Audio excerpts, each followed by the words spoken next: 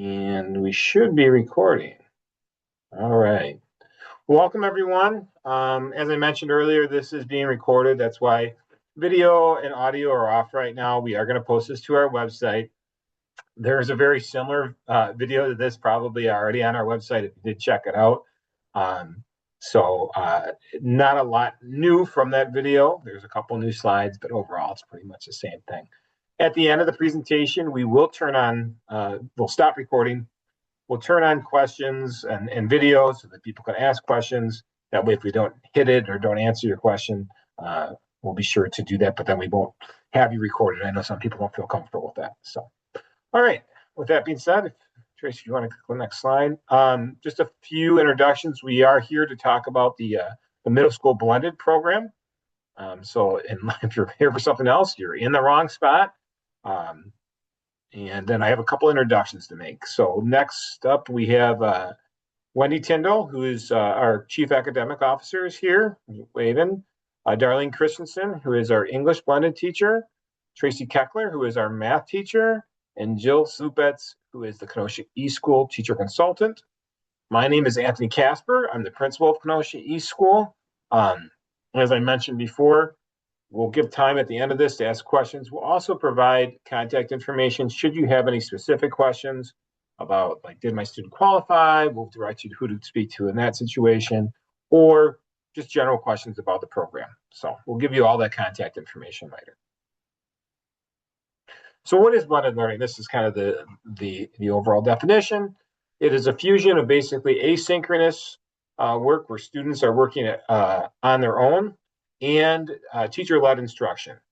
So that's changed a little bit over the years with things moving online and video conferencing. We've been able to kind of mesh schools together and have like Washington students in with Bullen students over Zoom for the teacher direct instruction, and then working independently in their boundary schools. It used to be that the teachers were in person, but that was one of the happy consequences of COVID, is that we found that we can hit more kids and get to more kids and create larger classrooms where they can interact with one another through the Zoom programming. All right. So there is some screening criteria. Most of you should have received a letter in the mail by now. If a fifth grade student scored advanced in reading and third and fourth grade forward assessment, then they meet the criteria for the COGAT, which is a 95%. If a fifth grade student scored advanced in math in the third and fourth grade forward assessment, and then they met the criteria of COGAT of 95%, then they would qualify for those programs. The question I get all the time is like, hey, my kid only got math. It's okay. Some students are in both, some students are in one, some students qualify for both, but they just want one of the programs. Maybe they just want English. That's totally fine. That's up to you and your family and what you guys decide. If you think there is a mistake or you're not sure about eligibility, there is Patience's information here. I'll give it to you later on a later slide. She can check that information for you. But you're going to want to give her a call by March 20th to let her know if you want to enroll in this program. Okay, that's a date. We're going to reiterate that later on in this PowerPoint, but that's the due date. It happens every year where we have some families say, come, the first week of school, hey, why is my kid in the regular class? I got that letter. Did you call and let us know that you wanted it? You got to let us know. So just give us that phone call. We'll put you into the class, and we'll get you your schedules situated right away. So we'll hit that date again later. This is the number that you are to call, and we'll give you that later on here too. This program is available only to boundary schools, so Washington, Lowell, Mahone. It is not for choice schools.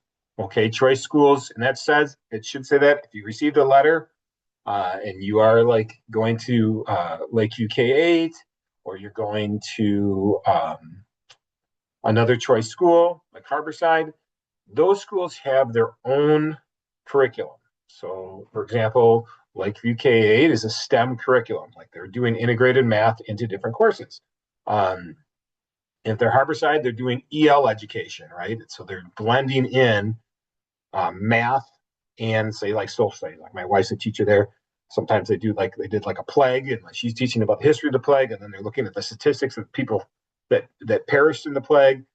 They do coordinated curriculum, and so those schools are not eligible to be part of this program. If you feel like, hey, I really want my kid to be a part of this, and I don't really care about going to that choice program, and you just have to make sure that you are attending that the comprehensive school. Okay, so the enriched virtual model. So online learning, that is primarily what the students are doing. That's asynchronously. They're working on their courses 4 days a week. They're working independently, depending on the school. It can vary between being in the library, being with like an aide. It depends on each building has staffing needs and abilities that differ from place to place, but they typically have like a library space where they will go and work.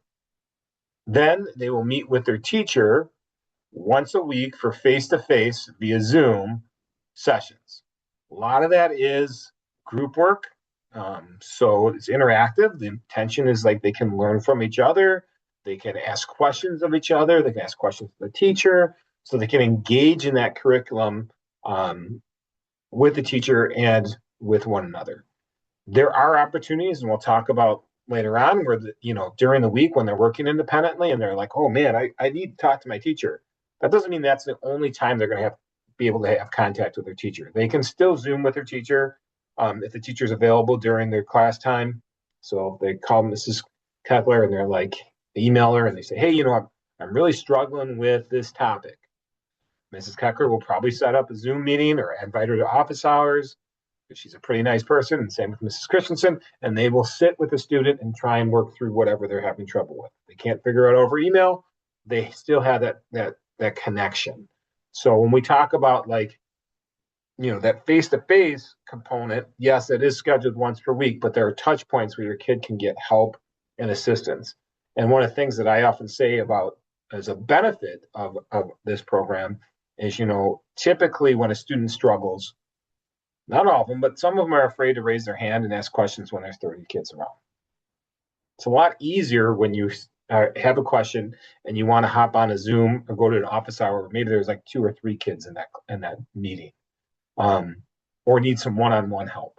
And so there are those opportunities to get that one-on-one help through this program. And I think that is one of the pluses of the program. So Tracy's going to kind of talk through the blended program and how that will go as far as like what courses they'll take each year and the ability to take courses at a higher level. So I'll cover the math and then Mrs. Christensen will cover the English side of it.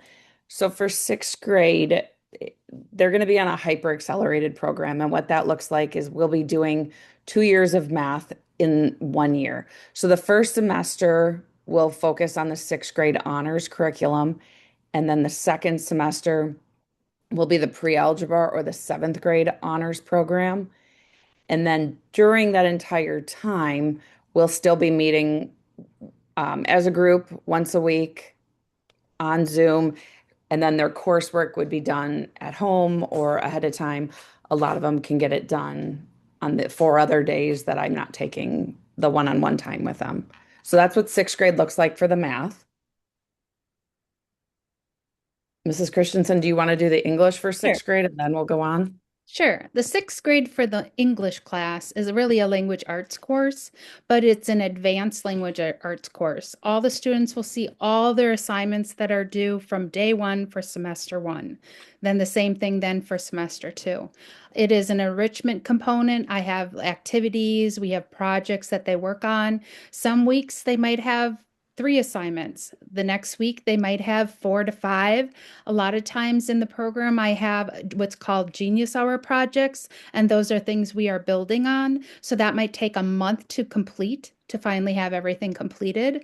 Also, a lot of the writing component of the language arts course, it starts with working on the first paragraph and then building the body paragraph and then using the conclusion paragraph. So we are doing a lot of writing activities in that course, but there are a lot of reading activities as well. And then in seventh grade, the math students will be taking the 8th grade honors course, which is considered algebra. And they have the option of doing that at their boundary school or continuing with the e-school. However, it would not be a blended format, meaning that I won't be meeting with those students once a week. They'll also have all year to complete this curriculum because it's a little bit more in depth. Now, for the 7th grade for the English, some students stay on and do the advanced course for 7th grade. And just like what Mrs. Keckler said for the math, I would not be meeting with them weekly, but they do have opportunities to attend one of my Zooms if they would like to, or I also will schedule Zooms if they need extra help to help them along. But it won't be a blended format like Mrs. Keckler had said where I would meet with them weekly, but they would be taking an honors class or an advanced class on eSchool. But they can also go back to the boundary school if they choose to do that and be in their 7th grade honors class. And then in 8th grade for math, they'll be taking an honors geometry course.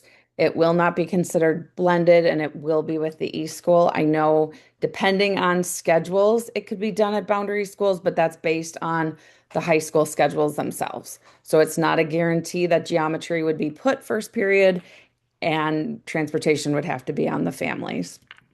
And then for And the that- 8th grade English, it would be very comparable to what the 7th grade was. Either you take the 8th grade honors course through the e-school, or you go in person or in the regular brick and mortar school and you take the 8th grade honors course.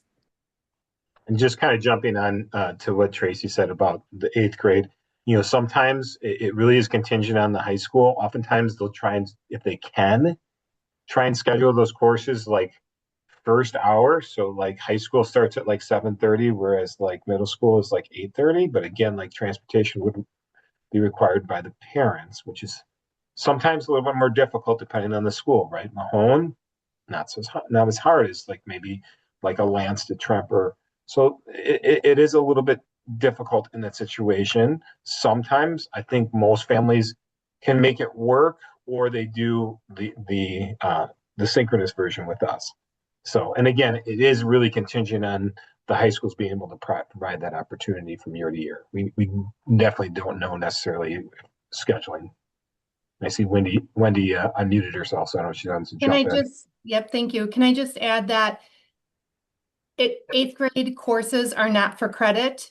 So even though you are taking geometry, which is typically a high school course, you don't start earning credits until 9th grade. Even if you were to attend a high school for that course, you're not transcripting that credit. Thank you. That's a good point. Sorry, I forgot to mention that. And then in high school, there's some options as you get to the sophomore year, but freshman year it would be Algebra 2 honors. And then sophomore year, there's a few options. You could take the AP Pre-Calc, you could take regular Pre-Calc, or you could take AP Statistics. And then depending on your path, then junior year, you would either take AP Calculus or you could take that AP Stats. And then your senior year, you would either, if you've taken the calculus route, you would go AP Stats or Youth Options course, which takes you up to that college level to have some courses.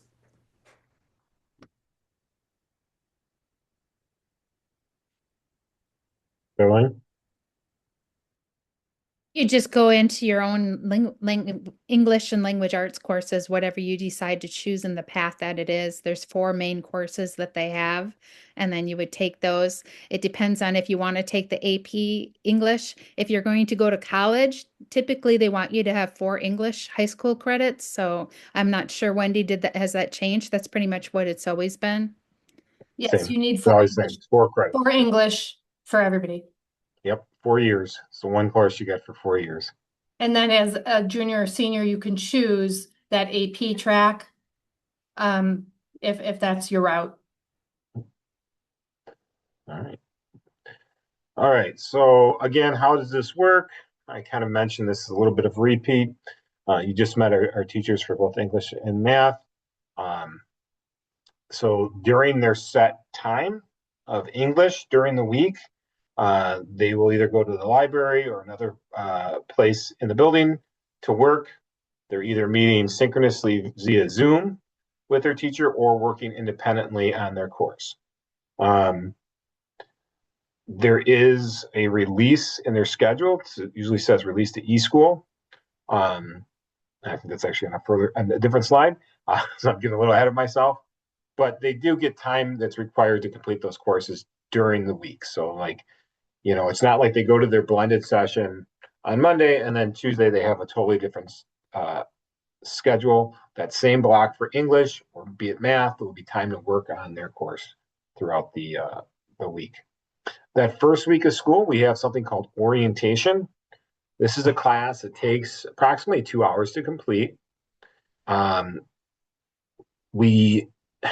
on the school, it depends on when they're going to get their laptops. I think in the past, like Mahone gets them out a little bit earlier, but we give time, we build time into the schedule for them to complete it. So even if they don't have it right away, that's not a big deal. It is a course that's going to teach them, like, how do I submit assignments?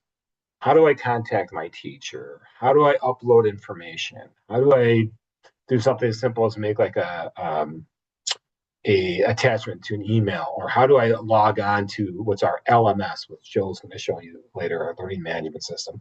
So all of that is like kind of embedded into our course, along with some academic integrity and expectations for the courses. Again, it's not a heavy lift. This does require the kids to kind of work at their own pace to complete, usually about 2 hours. And once they're done with that, that's when we start with their courses. But we just want to make sure that they're prepped and ready to go and they understand what's expected of them. So I kind of got ahead of myself earlier. So part-time students, they'll be shown as part-time students. There will be a course that says release to eSchool in their schedule. The grades are issued by Kenosha eSchool. So this, we have what's called, like I said, a learning management system. Every parent gets a login to our system as well. You can see their grades on our LMS. What's nice about our system is like you can see like how long did Johnny spend yesterday in his class. Okay, I can see down in the minute how long he spent. I can see his grade book. I can see the teacher's comments to his grades. What did he do on this assignment? What's Mrs. Keckler or Mrs. Christensen's comment about that assignment, feedback that they give him? All that is available to you. So it's very interactive in that sense. And we have some helpful videos online that we share with parents that you can see to help guide you through that. Of course, if you contact the teachers, they'll be more than happy to send you that information. We also send out progress reports every 2 weeks. So you get to see, where is my student doing? How much work do they have done? Where are they in the course? I would say on average, because students qualify for this program, there's a high success rate of people to complete this program. So once in a while we have kids struggle, and we'll talk about that. But typically kids do pretty well in this program, but it's still important. This is a partnership. It's important just to make sure that you are, checking in on them, seeing how they're doing, what are they learning in their course. The eSchool teacher, I'm sorry, if you can go back. The eSchool teacher will be the teacher of record. Students will not have math or English teachers assigned to them at the Boundary School. Jill's going to show on the next slide just kind of a little course example. Are you able to, Jill, on your computer? I'll wait till like after when we have like the questions. Sure. So if you want to kind of walk them through what this looks like. Yeah. So this is an example of what our courses look like. So students will have like the middle of the page will have like the lessons, like the different modules of the course. And then there's usually like a welcome, like our landing, it's called a landing page, where it has like welcome and update or announcements for the course and such. So all of that is going to be kind of all the courses are laid out similarly, where you're going to get a landing page, and then the modules of the course usually are in the middle, where the students would actually get the lessons and content. Okay. So how will students receive support? So we have the virtual office hours, of course, email. There are course discussion boards in some of the courses. All of our teachers do have eSchool cell phones. So, the students and families can reach out to them that way. There's also weekly Zoom sessions. And of course, if you needed to make an appointment to meet with a teacher, we have conferences as well twice a year. But you can always reach out to the teacher for that support in addition. So the orientation course, which Mr. Casper mentioned earlier, just to go more in depth with it. So it's all online. So any new student to eSchool has to go through our orientation course, and that is a requirement. that we have. So successful completion of orientation, meaning like it has to receive a passing grade. And in that course, the students are going to go through it, and the parents can, take a look as well. All parents and guardians have access through their own accounts to be able to see what courses the student is working on and the lessons and what they're turning in and everything like that, and the feedback they're receiving. And so in the orientation course, like I said, parents are welcome to go through it as well, but the student is actually going to be the one doing the work for that. And we typically, I think Mr. Casper mentioned this, we typically start that for the blended program that first week of school. So they're either in a school and they have their Chromebooks ready to go. So they get that additional support too. And it's going to basically prepare them for when they're enrolled in that regular eSchool course. It's going to teach them how to navigate the course, submit assignments, take quizzes, all those sorts of things. So when they're ready to go after orientation, they should be able to just seamlessly integrate into that regular eSchool course that they're taking with us, or the blended course. Our orientation, once students are enrolled, we give them a week to complete it. It usually takes maybe 2 to 3 hours at most, but they do have that whole week to typically finish it. If they finish it earlier, we can start them in their courses a little bit sooner, unless we're starting all the students at the same time. Like if somebody finishes like that very first moment of the course in the first hour, and we're waiting for like the whole group to catch up. For the blended students, that would probably be the only time we would wait a little bit to start them all at once. So as I mentioned earlier, most of our students are pretty successful. That being said, there are times where students enroll in the program and they're like, this is not for me, mom or dad. Like it's not the right type of education. I don't like the course. I'm not into as math as I thought I was.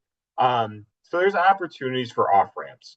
So, as you get those pacing guides and as you get progress reports, if you have questions or concerns, you can request a meeting with us and the teachers. Say, hey, not sure if this is right. We can talk through it. If you choose to, if you just say, what, after a couple of weeks, hey, this isn't right for me, you can certainly change your mind and just email and let us know that you don't want to be involved in the course anymore. Or there's other options that can happen as well. We can, like I said, we can drop the course, but like for math, at times we've had kids that the hyperacceleration is not necessary, right? It's not appropriate for them. And so instead of taking 6th and 7th grade during their 6th grade year, what we do is we transition a student to just like a 6th grade honors math and then continue with that online through the year. The difference with that is it doesn't have the synchronous component to it necessarily, because they're not doing the same work that the traditional blended course would do. So it's more of an asynchronous course, but there is an opportunity for that as well. And of course, you can return to homeschool. We find that that's more appropriate. So I mentioned this before. We'll put this up on our website too. We'll try and make it look a little bit prettier and put something on our blended site.